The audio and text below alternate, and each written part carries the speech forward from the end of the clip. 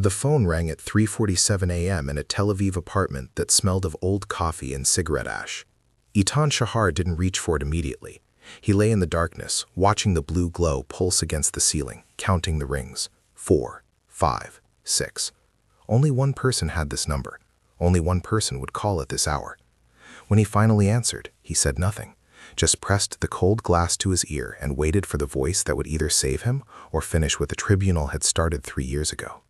Wait, before the next operation begins. If this mission already pulled you into the shadows, tell us where you're watching from. To stay inside the next secret, betrayal, or act of justice, subscribe and join the agency. Eyes open, back to the mission. Shahar. The voice was Rafi's, his former handler, the man who'd sat across from him during the inquiry, stone-faced, while they read the charges: negligence, compromised operational security, loss of asset life. The voice hadn't changed, gravel and smoke, authority worn thin by too many nights like this one. "I don't work for you anymore," Eitan said. "I know. I don't work for anyone. I know that too." A pause. Static on the line, or maybe just the sound of Rafi breathing. 6 Israeli citizens were taken 4 days ago. Damascus suburb. Academic conference that turned into a trap. We have 48 hours before they're moved across the border into Iran. Eitan sat up slowly, the sheet falling from his bare chest. His apartment was a single room with a kitchenette and a window that faced a concrete wall. He'd moved here after the discharge, after the headlines, after his daughter stopped returning his calls. A place where no one knew his name or what he'd done, or failed to do, in a Beirut safe house on a night that ended 3 careers and 2 lives. "You have a team," Eitan said. "We have protocols, bureaucracy, the kind of timeline that gets people killed." Another pause. "You know Damascus. You know the routes. You were the best we had at solo infiltration before I got Yael and Dov killed." The silence that followed was heavier than any words. Eitan could picture Rafi in some operations room, fluorescent lights humming overhead, satellite images spread across a table, young analysts pretending not to listen to this conversation. "They're academics, Eitan. A physicist, 2 engineers, a medical researcher, a historian, and a graduate student. Mid-30s to late 50s. They went to Damascus to present papers on water desalination and archaeological preservation. They're not trained for this. They're not built for this. And in 48 hours, they'll be in a convoy heading east, and we'll lose any chance of getting them back without starting a war." Eitan walked to the window, phone pressed to his ear. The concrete walls stared back at him, blank and gray in the pre-dawn darkness. "Why me? You burned me. You made sure everyone knew my name and my failure." "Because everyone else will follow the book. They'll build a plan that takes 6 days and requires air support and a dozen operators and permission from 3 different ministers. They'll still be arguing about jurisdiction when those 6 people cross into Iran." Rafi's voice dropped. "You don't care about the book anymore. You don't care about your career. You've got nothing left to lose and everything to prove. That makes you either the worst choice or the only choice." "You're asking me to go in alone." "I'm asking you to do what you do best, ghost work, the kind of operation that doesn't exist in any file." Eitan closed his eyes. He could still see Yael's face in his mind, the way she'd looked at him in those final seconds in Beirut, blood spreading across her tactical vest, her lips forming words he couldn't hear over the gunfire. He could still feel the weight of Dov's body as he tried to drag him to cover, knowing already that it was too late, that his miscalculation had cost them everything. "If I do this," Eitan said quietly, "and I don't come back, no one will know you tried. That's the deal. This conversation never happened. You'll be a ghost. I'm already a ghost. Then haunt them," Rafi said. "One more time." The line went dead. Eitan stood at the window for a long time, watching the skies slowly brighten from black to charcoal to ash. Then he opened the drawer of his small desk and removed the items he'd kept despite knowing he should have destroyed them. A Syrian passport in a name that wasn't his, $3,000 in worn bills, and a single photograph of his daughter, Noah, taken before she learned what her father really did for a living. He looked at the photograph for a moment. Noah was 17 in the picture, standing on a beach in Eilat, squinting into the sun, her dark hair whipping across her face in the wind. She'd been laughing at something he'd said. He couldn't remember what anymore. That was 8 years ago, before the classified missions became more frequent, before the lies necessary to maintain his cover began to erode the foundation of everything he'd built outside the agency. Now she was 25, working as a social worker in Haifa, and she believed her father was a coward who'd gotten good people killed through incompetence. She believed this because that's what the tribunal's public findings had stated, and the truth, that Eitan had been operating on faulty intelligence provided by a source who turned out to be compromised, that he'd made the only tactical decision possible in an impossible situation, was sealed in files she'd never see. He placed the photograph back in the drawer and began to pack. The duffel bag was small, nondescript, the kind businessmen carried on short trips. Inside, 2 changes of clothes, both civilian and unremarkable. A toiletry kit with the usual items plus a small medical supply: antibiotics, painkillers, wound dressing, adrenaline auto-injector. A portable radio scanner, compact and older model, less likely to draw attention than newer technology. Cash in 3 currencies. A burner phone with a Syrian SIM card. No weapons. Those would have to be acquired in Damascus, if it came to that. The best infiltrations were the ones where you never fired a shot, never raised an alarm, never left evidence that anyone had been there at all. Eitan had conducted 17 solo operations during his 12 years with the agency. 14 had ended without a single casualty on any side. The other 3 had been messy but successful. Until Beirut. Until the night everything fell apart. At 5:30 a.m. he left the apartment, locking the door behind him, though he had no certainty he'd return to unlock it again. The building was silent, most residents still sleeping. On the street, early morning workers were beginning their commutes. A woman in scrubs heading to a hospital shift, an old man opening a bakery, the perpetual rhythm of a city that never quite stopped moving. Eitan caught a taxi to Ben Gurion Airport, arriving just as the sun broke fully over the horizon. The driver tried to make conversation, asking about his trip, and Eitan replied with the practiced ease of a man who'd spent years lying about where he was going and why. A business trip, textile sales, perhaps a few days, perhaps a week. By 7:15 a.m. he was on a commercial flight to Amman, seated in economy, reading a paperback thriller in Arabic, his Syrian passport identifying him as Bashir al-Najjar, merchant, age 47, born in Aleppo, currently residing in Damascus. The passport had been created by the best forgers in the agency, aged appropriately, stamped with years of legitimate travel to make it harder to spot as false. The flight attendant offered him coffee, and he accepted it with a slight smile. The kind of smile that suggested a man with nothing more complicated on his mind than a business meeting and perhaps a good dinner afterward. But beneath that calm exterior, Eitan's mind was already running through the variables. Damascus was different than it had been during the war, more stable in some ways, more dangerous in others. The old networks he'd used were probably dead or compromised. The safe houses were burned. The contacts he'd cultivated over years of careful work had scattered or been arrested or simply vanished into the machinery of a surveillance state that had only grown more sophisticated with the help of Russian and Iranian advisors. He was going in blind, with no backup, no extraction plan, and no official sanction. If he was caught, Israel would deny him.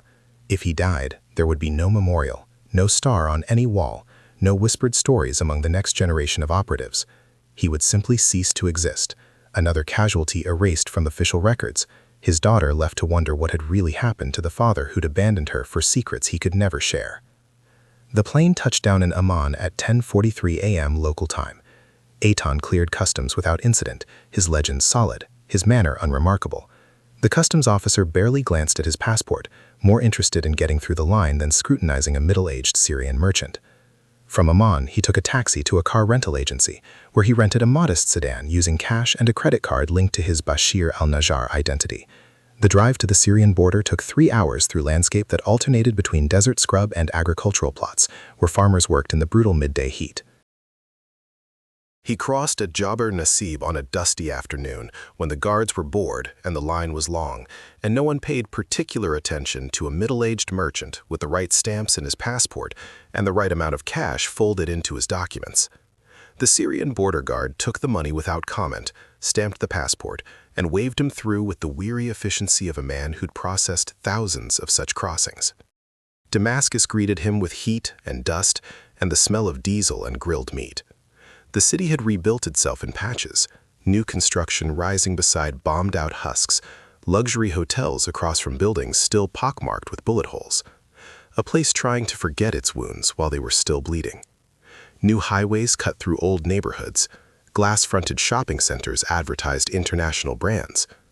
But in the alleys and side streets, the scars remained visible to anyone who knew how to look. Eitan checked into a modest hotel in the Medan district, a place that catered to businessmen and asked no questions as long as the payment was in cash. His room was on the 3rd floor, overlooking a narrow street where merchants sold fruit and fabric and bootleg electronics from makeshift stalls. The room smelled faintly of bleach and old cigarette smoke. The bed was narrow but clean. The window offered a view of satellite dishes and laundry lines strung between buildings. He had 43 hours. The first thing he did was establish a baseline. He walked the city for 3 hours, relearning its rhythms, mapping the locations of checkpoints and security cameras, identifying the patterns of police patrols. Damascus had always been a city of layers, official power and shadow power, the government's reach and the places where that reach grew uncertain. Those gaps, those shadows, were where men like Eitan operated. The security presence was heavier than he remembered. Every major intersection had checkpoints. Plainclothes police mingled with crowds at bus stations and markets. Surveillance cameras, some functional, some just for show, watched from lampposts and building corners. But the city was large, the security forces were stretched thin, and there were still places where a careful man could move without being observed. At a cafe in the old city, nursing a cup of strong Arabic coffee and smoking a cigarette he didn't want but knew completed the image of Bashir al-Najjar, Eitan made mental notes. The cafe was the kind of place where men came to talk business and play backgammon, where conversations happened in low voices and nobody paid attention to anyone else's affairs. He'd chosen it deliberately, remembered from an operation 5 years ago when he'd used it to meet a source. After an hour, he paid his bill and walked to another part of the old city, to a narrow street where antique shops clustered together, their windows displaying brass lamps and old carpets and faded photographs of Damascus from decades past. One shop had no sign. This was where he needed to be. The antique shop was dim and cluttered, filled with brass lamps and faded carpets and the musty smell of old paper. Khaled sat behind a counter, older now, grayer, his hands spotted with age. He looked up when Eitan entered, and recognition flickered across his face like a shadow. "I heard you were dead," Khaled said in Arabic. "I heard the same about you," Eitan replied. Khaled gestured to a chair. "You're not here to buy a lamp." 6 people, taken 4 days ago from a hotel in Dumar, academic conference. I need to know where they're being held. Khaled's expression didn't change, but his fingers drummed once against the counter, a tell that Eitan remembered from their previous dealings. "That kind of information is expensive and dangerous. I can pay for expensive. The dangerous part is my problem. Who's holding them? I was hoping you'd tell me." Khaled leaned back in his chair, studying Eitan with eyes that had seen too much and forgotten nothing. The old man had been in the information business for 30 years, surviving regime changes and wars by being useful to everyone and loyal to no one. He'd sold intelligence to Israelis, Americans, Turks, and probably half a dozen other players. The key to his longevity was knowing exactly how much to share and when to keep silent. "There are rumors," Khaled said slowly. "Foreigners taken from a hotel. Whispers about a transfer. But whispers are cheap. Facts cost more." Eitan placed $500 on the counter. Khaled didn't touch it. "The people who took them aren't Syrian intelligence," Khaled said. "They're contractors. Iranians, maybe, or someone working for the Iranians. They're holding them somewhere on the eastern edge of the city, near the industrial zone. There's a warehouse district there, abandoned factories, storage facilities, lots of places to keep people quiet." "Which facility?" "That I don't know, but I know someone who might." Khaled paused, his eyes calculating. "There's a driver. Works for one of the logistics companies that moves equipment through that area. He's seen convoys going in and out of a specific building, armed guards, Unusual activity for what's supposed to be an empty warehouse. I need to meet him. He won't talk to a stranger. Then you'll introduce us." Khaled shook his head slowly. "I'm too old for this. I sell antiques. I keep my head down. I've survived 3 wars and 2 revolutions by not getting involved in things that get people killed. The moment I start facilitating meetings between people like you and people like him, I become a target." Itan added another $500 to the pile. Khaled looked at the money, then at Itan. His fingers drummed against the counter again, a faster rhythm this time. "You're going to get yourself killed," Khaled said. "Probably. And me along with you." "I'll do my best to avoid that." Khaled took the money, folding it carefully and tucking it into his vest pocket. "Tomorrow morning, 7 a.m., there's a tea shop on Al-Thawra Street, near the bus depot. He'll be there. His name is Mahmoud. Don't mention my name. He knows you're coming. That's enough. Just tell him you're interested in logistics." "Logistics." "He'll understand." Khaled stood, moving toward a shelf of old books as if to signal the conversation was over. "And Bashir, or whatever your real name is, after this, we're done. Don't come back here. Don't contact me again. I've helped you because the money is good and because I'm a sentimental fool who still remembers when you got my nephew out of a bad situation in Aleppo. But my luck won't last forever, and neither will yours." Itan nodded. "Understood." "One more thing," Khaled said, not turning around. "The people holding those academics, they're not amateurs, they're professionals, and they're expecting someone to try exactly what you're planning. Be smarter than they expect." "I'll try." "You'll need to do more than try." Itan left the shop and spent the rest of the evening conducting surveillance on the industrial zone Khaled had mentioned. It was exactly as described, a sprawl of warehouses and factories on the eastern edge of Damascus, many abandoned since the economic collapse that had accompanied the war, some still operational but running at minimal capacity. High fences surrounded most facilities. Street lighting was sparse. After dark, the area was mostly deserted except for the occasional truck making late deliveries or security patrols from the few businesses still operating. It was the kind of place where people could be held without neighbors asking questions, where screams would go unheard, where the architecture of abandonment provided perfect cover for activities the government preferred not to acknowledge. Eitan identified 3 facilities that matched the profile Khaled had described: isolated, recently active despite appearing abandoned, with signs of security measures beyond what a normal business would require. One had fresh tire tracks leading to a loading dock, the marks suggesting heavy vehicles had been there recently. Another had new locks on rusted doors, the bright metal standing out against weathered steel. The third had a generator running. He could hear the low hum from 2 blocks away, could smell the faint tang of diesel exhaust. But surveillance alone wouldn't tell him which building held the hostages. For that, he needed Mahmoud. He returned to his hotel after midnight, taking an indirect route to ensure he wasn't followed, stopping occasionally to check reflections in shop windows, using the old tradecraft that had been drilled into him during training. The streets were quiet, the city settling into the brief peace between late night and early morning. In his room, he cleaned his equipment, checked his documents, and tried to sleep. It came in fragments, interrupted by memories of Beirut, the sound of gunfire, Yael's voice on the radio calling for extraction, the moment he'd realized the intelligence was bad and they'd walked into a prepared ambush. He'd gotten himself out. He'd gotten 2 other team members out. But Yael and Dov had died in that safe house, and no amount of tactical justification could erase the weight of their absence. At 6:45 a.m. the next morning, Eitan was sitting in the tea shop on Al-Thawra Street, sipping strong black tea and watching the door. The shop was already busy with morning customers, laborers grabbing breakfast before work, taxi drivers on break, old men who came here every day to read newspapers and argue about politics in the careful, coded way people argued in places where the walls might be listening. Mahmoud arrived at 7:02, a stocky man in his 40s with a permanent squint and hands that looked like they'd spent years gripping steering wheels. He wore work clothes, oil-stained jeans and a faded shirt, and moved with the deliberate pace of someone who'd learned to conserve energy for a long day ahead. He ordered tea and sat 2 tables away, not looking at Eitan. Eitan waited 5 minutes, letting the tea shop's rhythm reassert itself after Mahmoud's entrance, ensuring no one was paying particular attention. Then he moved to Mahmoud's table. "I'm interested in logistics," he said quietly in Arabic. Mahmoud's squint deepened. "I don't know you." "You know Khaled." A pause. "Khaled sells furniture, and you move it." Mahmoud sipped his tea, his expression revealing nothing. "What kind of logistics?"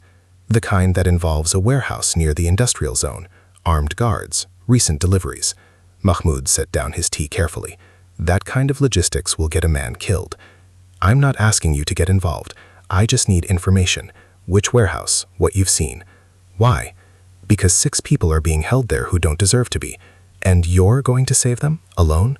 Mahmoud's squint turned into something that might have been pity or contempt. It was hard to tell. "You're insane."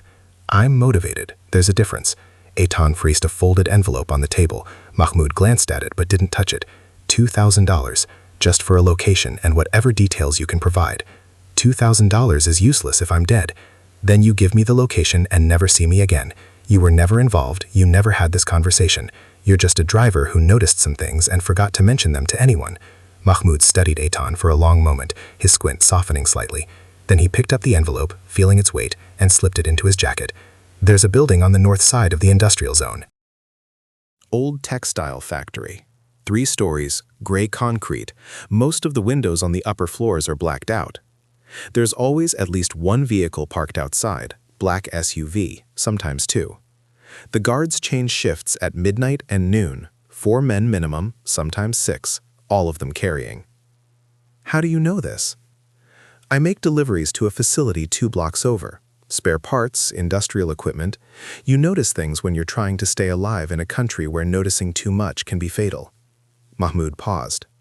But you also notice things because you have a daughter, and you think about what kind of men take people and hold them in warehouses, and you hope someone would help her if she ever needed it. The admission hung in the air between them, more intimate than Eitan had expected. "What kind of deliveries have gone to the textile factory?" Eitan asked. "I haven't delivered there myself, but I've seen other trucks. Food, bottled water, medical supplies, the kind of things you'd need if you were keeping people somewhere for a while and wanted them alive." "Layout of the building?" "I've never been inside, but it's old construction, concrete and steel, typical factory architecture from the 70s. There's a loading dock on the east side, main entrance on the south, fire exits on the north and west, but they're probably chained from the inside. That's standard in these old buildings." "Security systems?" "I've seen cameras on the roof. Don't know if they work or if they're just for show. Could be either. In Damascus these days, half the surveillance is real and half is theater." "When's the next shift change?" Mahmoud glanced at his watch. "Noon, about 4 hours from now." "They're precise about it, military precision. The new shift arrives 5 minutes before, does a handover, the old shift leaves. Professional operation." Eitan nodded slowly, assembling a mental picture. Anything else? Patterns, vulnerabilities, anything unusual? Mahmoud hesitated, then leaned forward slightly. "There's one thing. The guards smoke. I've watched them. During their shifts, they take smoke breaks, usually 1 at a time, but sometimes 2 of them will step away from the main entrance and light up around the side of the building. It's the only time I've seen them break their positions. Maybe 30 seconds, maybe a minute. Not much, but it's something. Thank you. You've been very helpful." "I've been foolish." Mahmoud stood, leaving his tea unfinished. "Whatever you're planning, think twice. Think 3 times. These aren't local thugs. These are professionals, and they're prepared for people like you. Call the authorities. Call someone with guns and a plan and backup.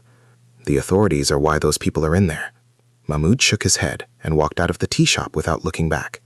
Eitan sat alone, finishing his tea, running through scenarios.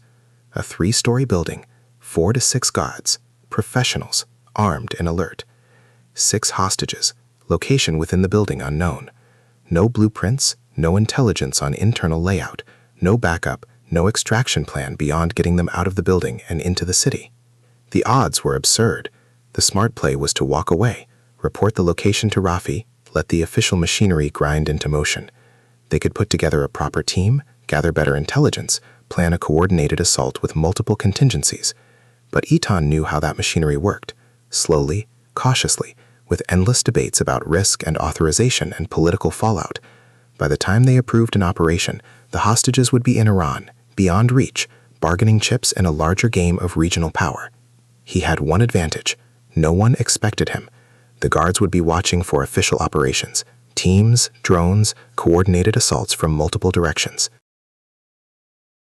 They wouldn't be watching for a single man with nothing but desperation and skill, someone foolish enough or committed enough to try the impossible. Eitan spent the next 2 hours acquiring what he needed. A hardware store provided wire cutters and a small crowbar, purchased along with other tools to make the transaction less suspicious. Screwdrivers, electrical tape, the kind of items a merchant might need for repairs. An electronics shop sold him a basic camera jammer. Illegal, expensive, and imperfect, but better than nothing. The clerk who sold it to him asked no questions, just named a price that was triple the market rate and accepted Eitan's cash with the studied indifference of someone who'd made many such sales. From a contact in the Al-Hamidiya souk, reached through a series of coded phone calls and a meeting in a shop that sold carpets, Eitan purchased a suppressed pistol and 2 spare magazines. The weapon was a 9mm Beretta, well-maintained but showing signs of age, the kind of gun that had changed hands many times in Syria's black market. It cost him most of his remaining cash. The contact, a thin man with nervous eyes who gave no name, also provided a shoulder holster and a box of ammunition. "You're either very brave or very stupid," the man said in Arabic as he wrapped the pistol in newspaper. "Probably both," Eitan replied. "Good luck then, you'll need it." At 11:30 a.m., Eitan was in position 3 blocks from the textile factory, watching through compact binoculars from the roof of an abandoned apartment building. The building's stairwell reeked of urine and decay, and the roof itself was littered with debris, but it offered a clear line of sight to the target. The black SUV was there, as Mahmoud had described, parked near the loading dock. 2 guards visible outside, both wearing civilian clothes but moving with military bearing. They carried their weapons openly, AK-47s, the ubiquitous rifle of the region, and stood in positions that offered good fields of fire and mutual support. Professional posture, alert but not paranoid, confident in their security. Eitan watched them for 20 minutes, timing their movements, noting their habits. One was older, perhaps 40, with a beard going gray. The other was younger, maybe 25, clean-shaven. They didn't talk much, didn't waste energy on unnecessary conversation. Every 10 minutes or so, one would walk a slow perimeter while the other remained at the main position. At noon exactly, a second SUV arrived. The shift change was clean, military in its precision. 4 men exited the building, 4 men from the new SUV entered. The handover took less than 3 minutes, a brief exchange of words, probably a status report. Then the old guards climbed into their vehicle and departed. The new guards took up positions, 2 outside, 2 presumably inside. Eitan watched for another hour, mapping patterns. The outside guards rotated positions every 20 minutes, maintaining alertness through movement. One would walk a perimeter of the building, while the other remained at the loading dock entrance. At 12:47, both guards stepped to the side of the building, out of direct view from the street, and lit cigarettes. They smoked for 43 seconds, then returned to their positions. That was his window. Less than a minute. Maybe enough. Eitan descended from the roof and returned to his hotel, where he spent the next several hours preparing. He field-stripped and reassembled the Beretta, checking its action, loading the magazines. He organized his equipment, discarding anything non-essential. He ate a small meal, falafel from a street vendor, knowing he might not have another chance for hours. He tried to rest but couldn't, his mind too active, running through the plan again and again, identifying weaknesses, calculating odds. At 1:30 p.m., he left the hotel for the last time, carrying only the small duffel with his equipment and the clothes on his back. If this went wrong, he wouldn't be coming back. At 1:47 p.m., Eitan was approaching the textile factory from the north, moving through the maze of abandoned buildings and overgrown lots that surrounded the industrial zone. The afternoon heat was crushing, the sun beating down on concrete and steel, creating waves of distortion in the air. No one was on the streets. Sensible people were inside during the worst of the day's heat.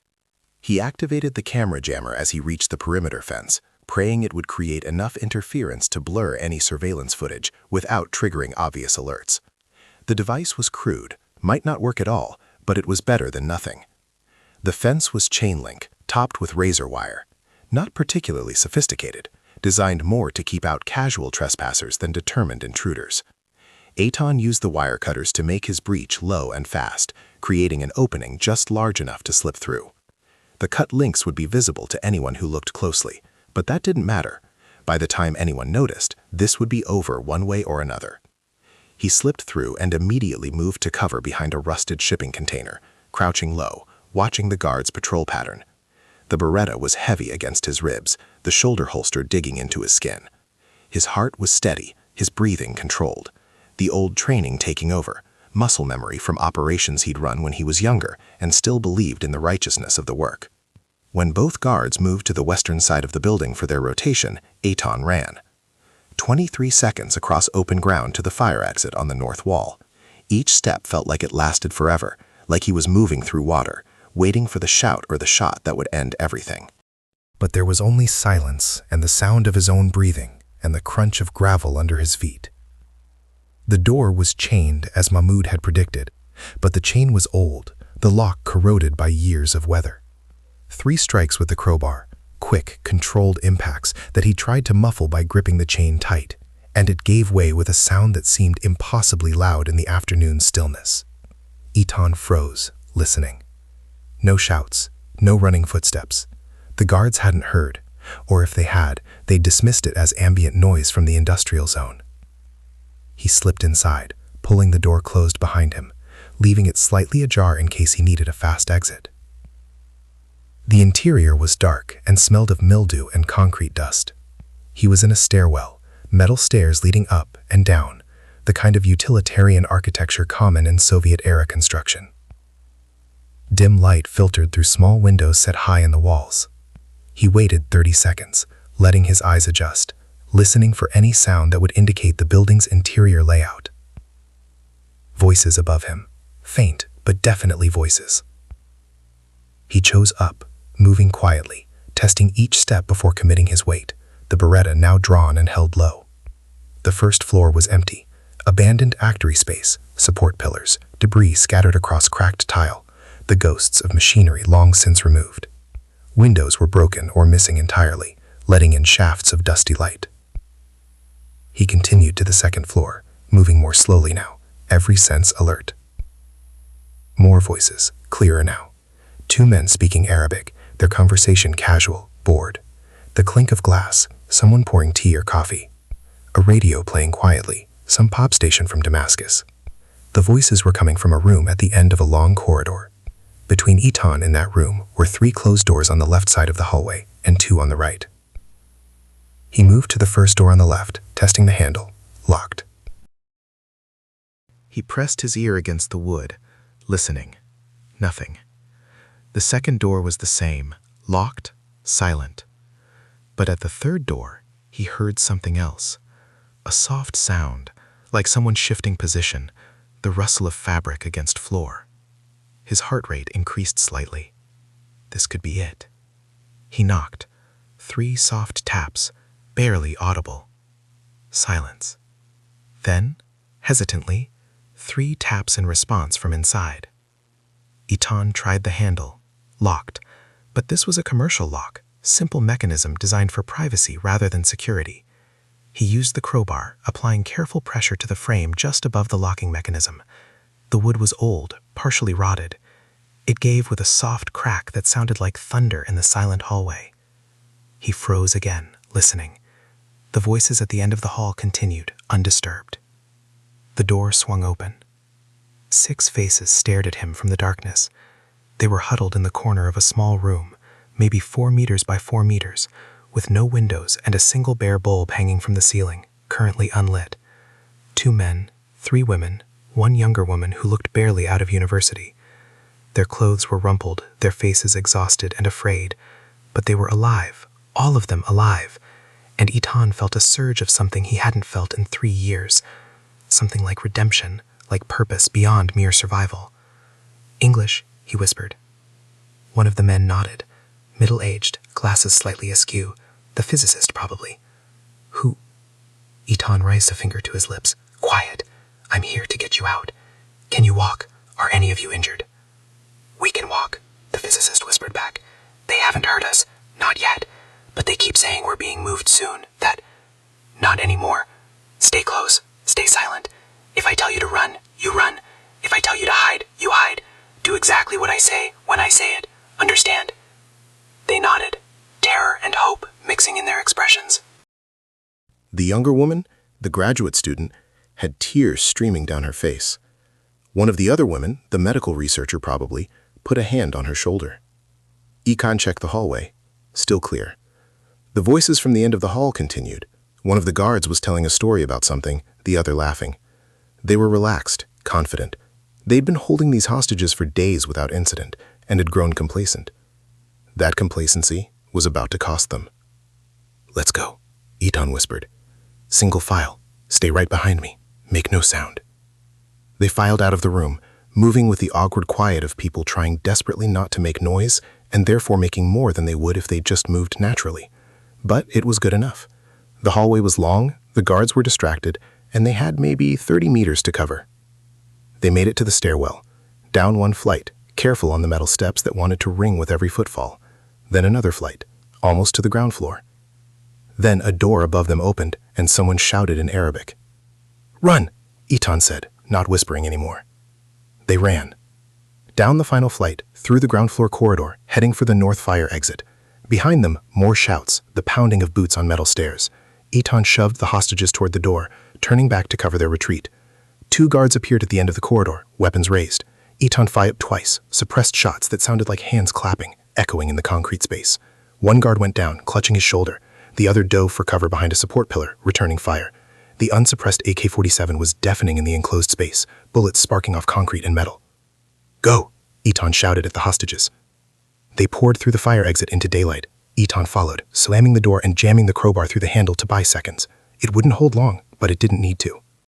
The industrial zone was a maze, and Eton knew it now, had spent hours studying it, memorizing routes.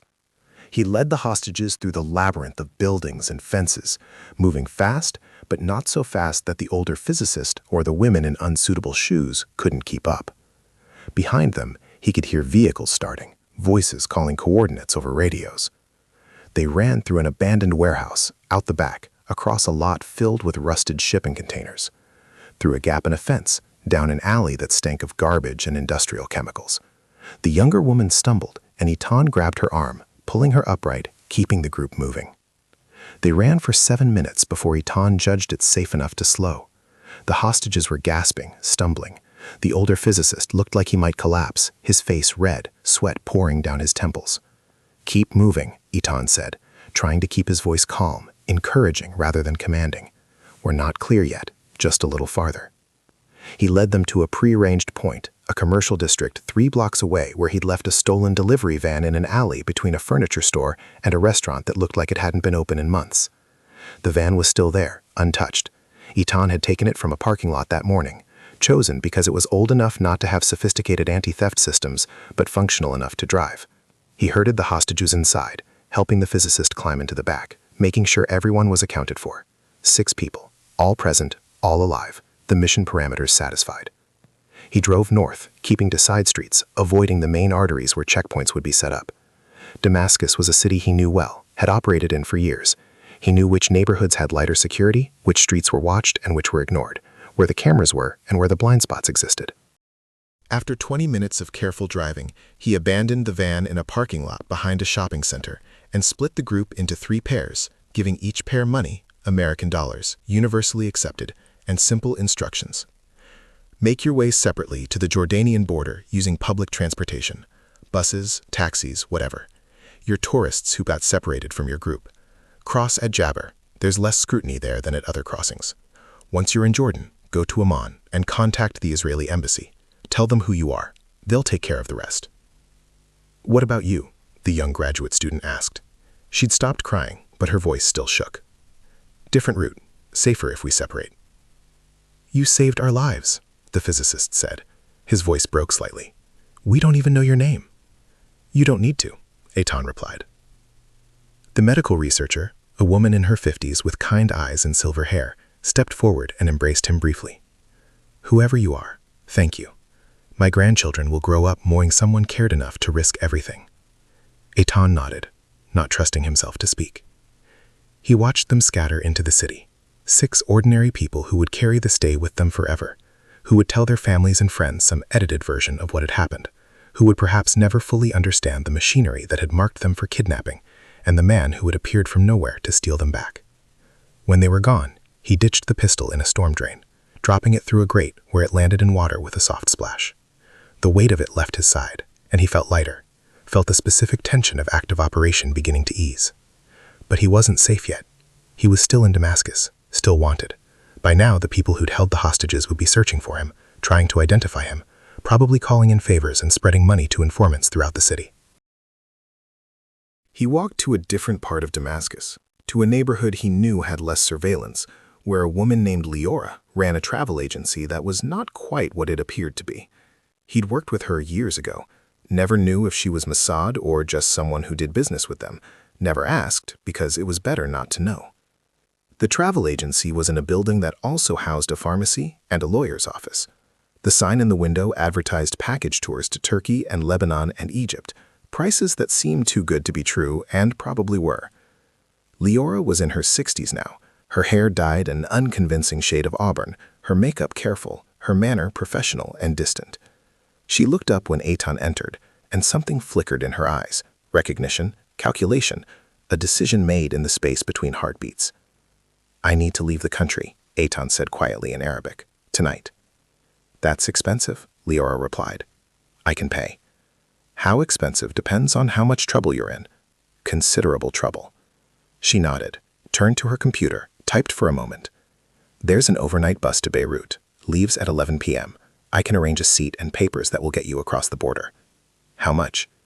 $3,000. Eitan had less than 1,000 left. "I can pay half now, the rest when I'm safe." Leora studied him. "You're the one who took those academics, aren't you? The ones everyone's suddenly looking for?" He said nothing. "The price is $1,500 now, the rest when you can," she said. "Call it a professional courtesy. I've always believed in helping people who do the right thing for the wrong reasons." "What makes you think I did the right thing?" "Because if you'd done the wrong thing, you'd have more money." She prepared the documents, a Lebanese passport in a new name, travel papers, a bus ticket. The work took an hour, and Eitan spent it sitting in a back room, drinking terrible coffee, trying not to think about how many things could still go wrong. At 10:30 p.m., Leora handed him an envelope. "The bus depot is 3 blocks west. Don't be late, and good luck, whoever you are." "Thank you." "Don't thank me. Just get out of Syria and don't come back." The bus departed at 11 p.m. exactly, rumbling out of Damascus and into the night. Eitan sat in the back, watching the city disappear into the darkness, and allowed himself to feel the exhaustion he'd been suppressing for 48 hours. The mission was over. The hostages were safe. He'd received a coded text earlier confirming all 6 had crossed into Jordan. And he was alive, which was more than he'd expected when Rafi called 3 days ago. His phone buzzed once, a text from an unknown number. "They're safe," all 6 confirmed. "Well done." No signature, but Eitan knew Rafi's style. He deleted the message and turned off the phone, removing the SIM card and snapping it between his fingers. The pieces went out the window, lost in the darkness of the Syrian countryside. The bus crossed into Lebanon at dawn, the border guards barely glancing at the passengers, and by noon Eitan was in Beirut. The city brought back memories, some good, most painful. This was where it had all fallen apart, where Yael and Dav had died, where his career had ended. But he didn't linger. He had no interest in ghosts, had enough of his own. From Beirut he flew to Istanbul, then to Athens, then finally back to Tel Aviv on a commercial flight, using documents that would be burned as soon as he landed. 3 days after leaving Damascus, Eitan was back in his apartment, staring at the concrete wall, drinking coffee that had gone cold. The mission was over. The hostages were home. And according to every official record, none of it had ever happened. He was still the disgraced agent who'd gotten 2 people killed. Still the coward, in the eyes of anyone who knew his name. But something had changed inside him. Not redemption, exactly. He didn't believe in redemption, didn't think 3 years of guilt could be erased by one successful operation. But purpose, direction. The feeling that there was still work to be done, that his skills weren't useless, that his shame didn't have to be the final word in his story. At 9:37 a.m. on his fourth day back, someone knocked on his door. Eitan opened it to find a woman in her early 30s, dark hair pulled back in a professional style, dressed in slacks and a blazer that suggested government work but not military, eyes that measured him, still the coward, in the eyes of anyone who knew his name. But something had changed inside him. Not redemption, exactly. He didn't believe in redemption, didn't think 3 years of guilt could be erased by one successful operation, but purpose, direction. The feeling that there was still work to be done, that his skills weren't useless, that his shame didn't have to be the final word in his story. At 9:37 a.m. on his fourth day back, someone knocked on his door. Eitan opened it to find a woman in her early 30s, dark hair pulled back in a professional style, dressed in slacks and a blazer that suggested government work but not military, eyes that measured him with careful precision. Eitan Shahar? Depends who's asking. She held up credentials, a ministry ID that he recognized, though the specific department was one that didn't advertise its purpose. Her name was Zohar. May I come in? He stepped aside. She entered, glancing around the sparse apartment with an expression that revealed nothing, no judgment, no pity, just professional assessment. I've been asked to deliver a message, she said. There are people who believe your previous dismissal was premature, that perhaps the judgment rendered was not complete, that circumstances have changed, that new opportunities might exist. I'm not interested in rehabilitation. I'm not offering it. I'm offering work. She placed a slim folder on the small table. Solo operations, the kind that don't exist. No official sanction, no recognition, no safety net, no desk, no pension, no ceremony when you finally stop breathing, but meaningful, important. The work that falls through cracks because it's too sensitive or too dangerous or too politically complicated for regular teams. Eitan didn't touch the folder. Why me? Because you went into Damascus alone and brought out 6 people when everyone said it was impossible. Because you have no ambition left except to do what's right. Because you understand the cost and you're willing to pay it anyway.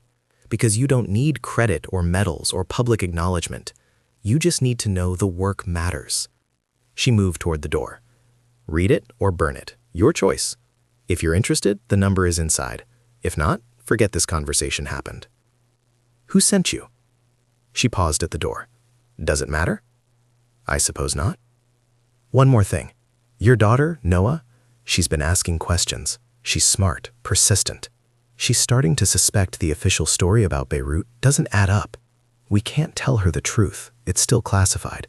But we can arrange for certain information to reach her. Not the details, but enough to know her father wasn't what the tribunal claimed. That he made hard choices in impossible situations. That he was, in fact, trying to save people.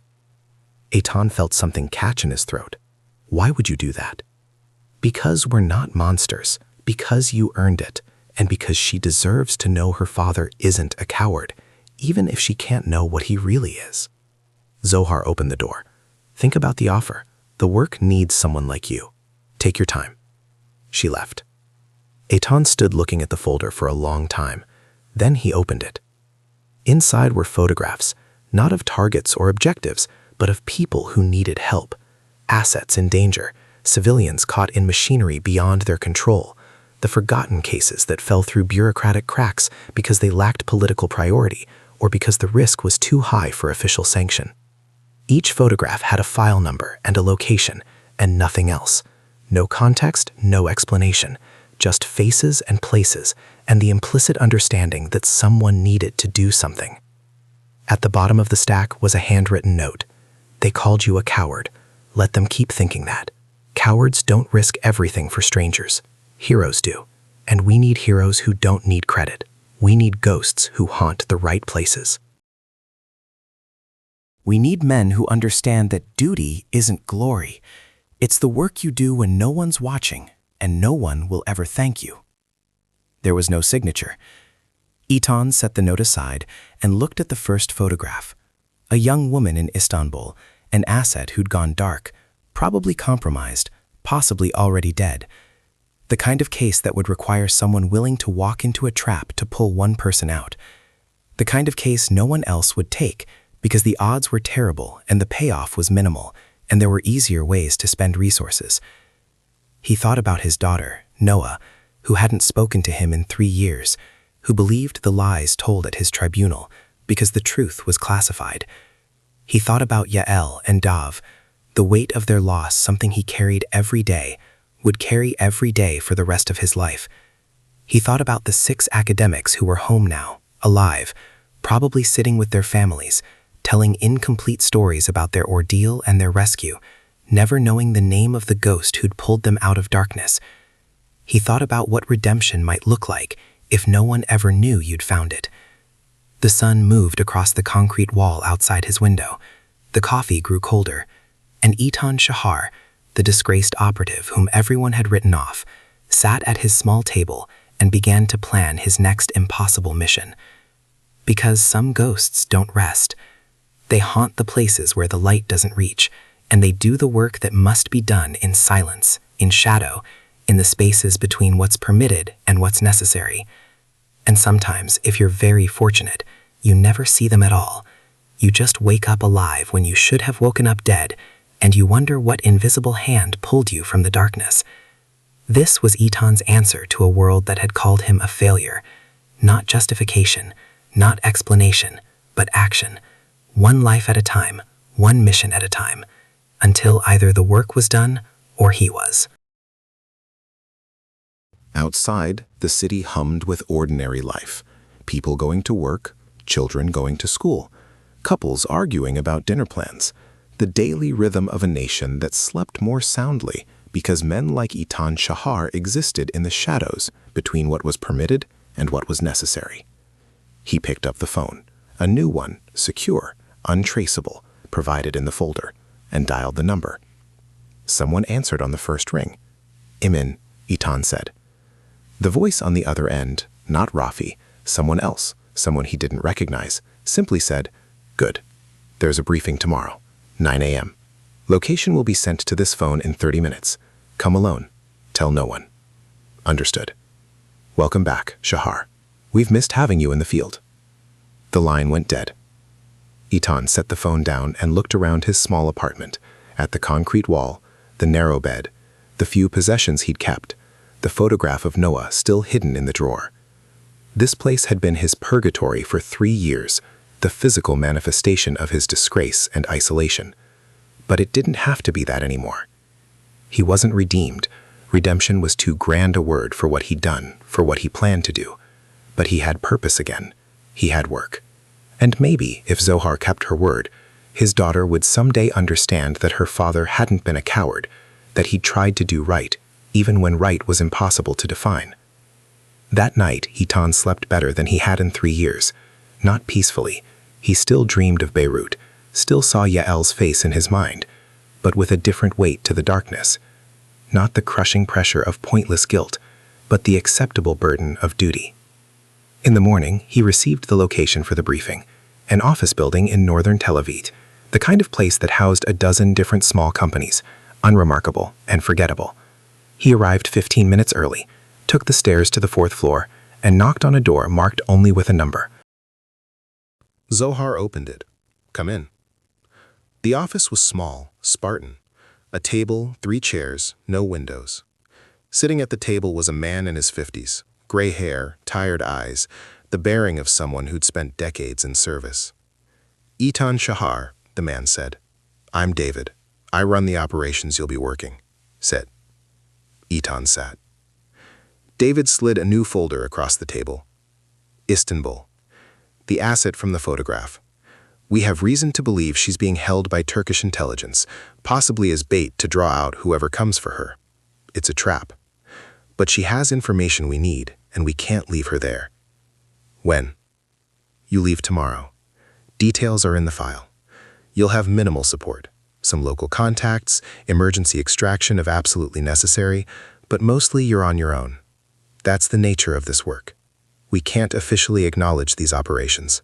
If you're caught, we deny you. If you die, there's no memorial. You understand this?" "I understand." Then welcome to the unit that doesn't exist. David stood, extending his hand. Do good work, Shahar. We need people like you. Etan shook his hand and left with the folder. As he walked back through the city, he thought about the civilians around him.